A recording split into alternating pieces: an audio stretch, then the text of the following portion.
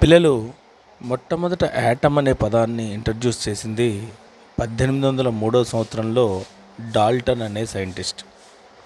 ఈయన ఏం చెప్పాడంటే, ఈ ప్రపంచంలో ఉన్న ప్రతి పదార్థం కూడా యాటమ్స్తో తయారైంది.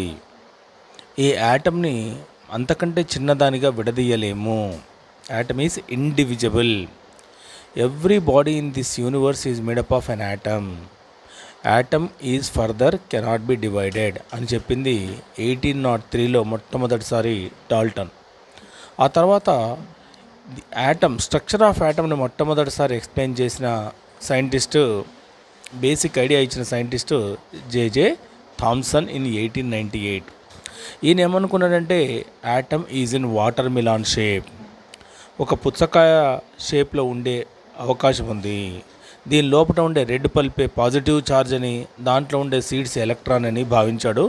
ఇది ఆఫ్ కోర్స్ తప్పు అయినా కూడా basic idea of structure of atom was given by J J Thomson in 1898.